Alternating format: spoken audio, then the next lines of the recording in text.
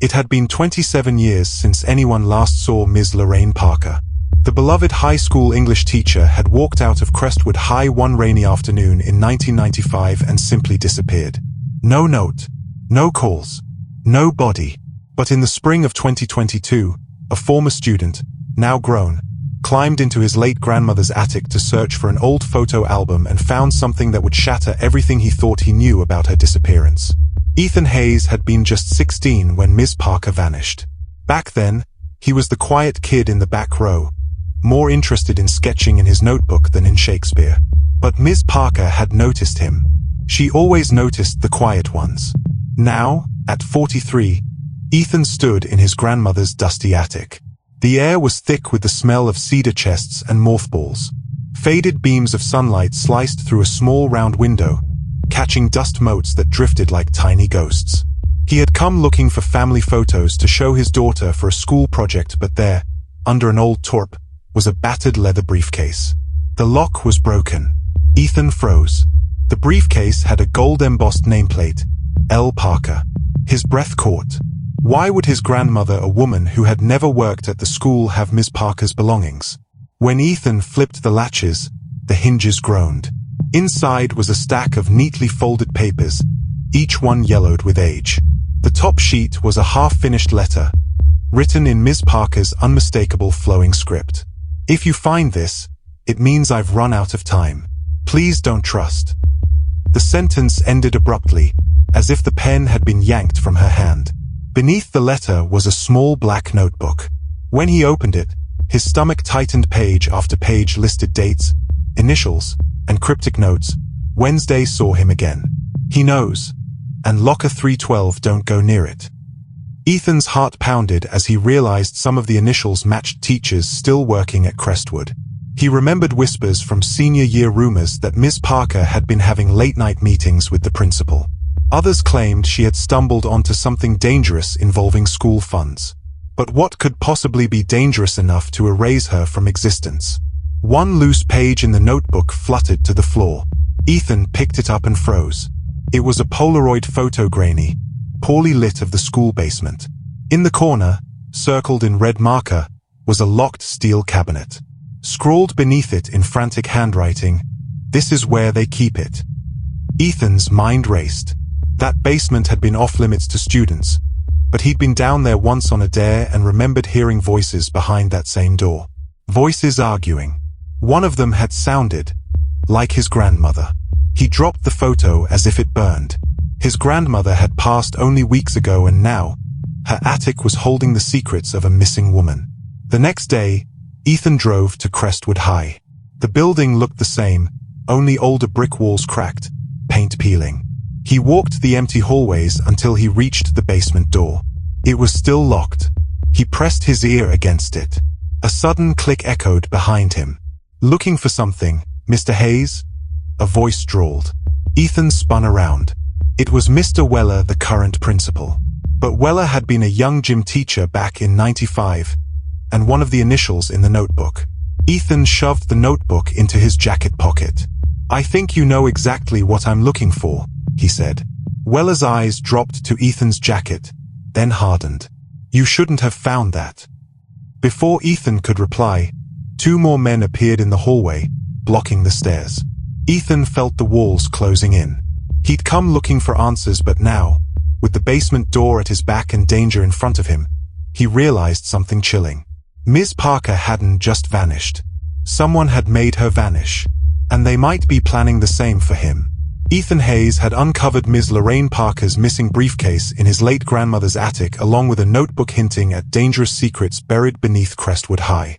Now, trapped in the school basement hallway with the principal and two unknown men blocking his escape, Ethan realized the truth. Ms. Parker hadn't simply vanished. She'd been erased. And someone wanted to erase him next. The dim basement lights flickered overhead, casting the men's shadows long across the concrete. Principal Weller's voice was calm, almost too calm. "That notebook doesn't belong to you, Mr. Hayes." Ethan kept his hand in his jacket pocket, feeling the worn leather cover. "Neither did it belong in my grandmother's attic," he shot back. The two men stepped closer, their shoes scraping against the floor. One of them wore work gloves, thick, heavy, not for warmth. Ethan glanced toward the steel cabinet Ms. Parker had circled in her photograph. A chain lock wrapped around its handles. Faintly, he thought he could hear something from inside, a slow, steady dripping. "Open it," Ethan demanded. Weller smiled without warmth. "You're not in a position to make demands." Before Ethan could move, one of the men lunged. Ethan sidestepped, slamming his shoulder into the cabinet hard enough to rattle whatever was inside. The chain clinked, but didn't break. The taller man grabbed Ethan's arm, twisting it painfully. Ethan kicked backward, his foot connecting with the man's shin. He stumbled toward the stairwell door, locked.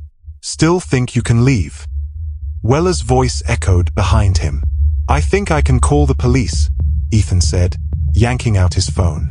But before he could dial, the other man slapped it from his hand. It skidded across the floor and disappeared under a set of metal shelves. As the men closed in again, Ethan spotted something on the wall beside the cabinet, a narrow ventilation grate. The screws rusted but loose. In the corner of his memory, a line from Ms. Parker's notebook surfaced: "If you can't get out through the door, find the grate." Ethan dove toward the grate, prying it with his fingers. A screw popped free. Weller barked, "Stop him." The men grabbed at his legs, but Ethan twisted into the opening, scraping his elbows on the metal. He slid forward into darkness, a cramped crawlspace smelling of dust and mildew. The faint sound of dripping grew louder, and beneath it was something else. A muffled tapping, rhythmic, like someone signaling. Following the sound, Ethan crawled until he reached another grate. Through the slats, his breath caught. He was looking directly into the steel cabinet from the inside. And crouched in the corner of the cabinet, pale, trembling, was a woman in her 50s. Her eyes met his. "Help me," she whispered. Ethan's mind reeled. The woman looked older, but her face was unmistakable. It was Ms. Lorraine Parker. Before Ethan could speak, a loud metallic slam shook the cabinet. Weller's voice was muffled but threatening. "Looks like we've got ourselves a reunion. Let's make sure it's your last." Ms. Parker's eyes widened in terror. "They can't know you found me. Go!" But the narrow crawlspace behind him was no longer empty. The tall man's hands were already reaching through, grabbing his ankle. Ethan kicked free, scraping backward in the darkness, heart pounding. He had found Ms. Parker alive after 27 years, but she was still a prisoner. And now, they knew he knew. As Ethan scrambled toward a faint sliver of light ahead, his thoughts raced. Saving her would mean going back into the lion's den. But when he finally pushed open the vent and tumbled into another room, he froze. The room wasn't empty. Sitting in the shadows, hands folded neatly on the desk, was his grandmother's oldest friend, smiling as if she'd been expecting him. Ethan Hayes had just discovered the unthinkable Ms. Lorraine Parker, missing since 1995, was alive and locked inside a steel cabinet beneath Crestwood High.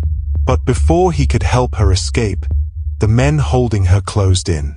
Ethan fled through a crawlspace, only to emerge in a dark room, where his grandmother's closest friend, Margaret Hale, sat waiting, smiling as if she'd been expecting him. The dim room smelled faintly of old paper and lemon polish. Filing cabinets lined the walls, each with labels from decades past. A single desk lamp cast Margaret's face in warm light, but her eyes were cold. "I was wondering when you'd finally come down here," she said, her voice calm but heavy with meaning. Ethan's pulse thundered in his ears. You knew she was here? All this time?" Margaret's lips curved into a knowing smirk. "Knew? Ethan, dear, I put her here." The words hit him like a blow. "You," he choked. "You were my grandmother's best friend. She trusted you." "She trusted me because she had to," Margaret replied. "We both worked too hard to keep certain things quiet. Lorraine threatened all of that." Her hand moved slowly to the top drawer of the desk. Ethan tensed, half expecting a weapon. But instead, she pulled out an old photograph, a staff picture from 1994. In it, Ms. Parker stood beside Ethan's grandmother and Margaret, all smiling. "Do you know what she found out that year?" Margaret asked softly. Before Ethan could answer, the door behind him opened.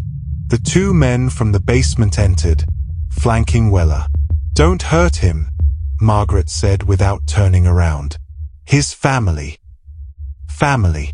The word lodged like a splinter in Ethan's mind. "What do you mean, family?" Margaret finally looked up at him. "Your grandmother wasn't just a teacher here, Ethan. She was one of us." Margaret slid the photograph toward him. In the corner, half hidden, was a young man Ethan didn't recognize, but he wore the same watch Ethan had inherited from his grandmother, the one she had told him belonged to his late grandfather. Margaret leaned forward, voice dropping. "Your grandmother's death wasn't natural. She left things unfinished. And now, you've stepped right into her old role." Ethan's chest tightened. "Role? What role?" Margaret smiled faintly. "The keeper of secrets." "She vanished because she found out about the ledger," Margaret continued. "And she wasn't supposed to see what was in it." Ethan's mind flashed to the black notebook from the attic, the initials, the dates. "The ledger," he murmured. Margaret nodded. "It's here. But if you take it, Ethan, you'll be hunted the same way she was. And the same way your grandmother was." Ethan's fists clenched. "Then maybe it's time someone ends this." Margaret studied him for a long moment, then tilted her head toward Weller. "Show him." Weller crossed to one of the filing cabinets, pulled out a thick leather-bound book, and dropped it on the desk. The spine cracked with age. Inside were pages of transactions, dates, and names. Names Ethan recognized: former students, staff, even town officials. "They're all in on it," Margaret said. "Lorraine tried to take it public. We couldn't allow that." Ethan's stomach turned. Ms. Parker had been locked away for nearly 3 decades because of this. His grandmother had been part of it. And now, these people were offering him a choice: join them, or vanish like the rest. Margaret pushed the ledger toward him. "You can walk out of here alive, Ethan, if you take the oath." "And if I don't?" he asked. Her smile returned slow, chilling. "Then you can join Ms. Parker in the cabinet." From somewhere in the basement, the muffled sound of Ms. Parker's voice echoed again. "Ethan, don't trust them." All eyes turned to the door as it swung open, revealing a figure Ethan hadn't seen in over 20 years. To be continued in Part 2.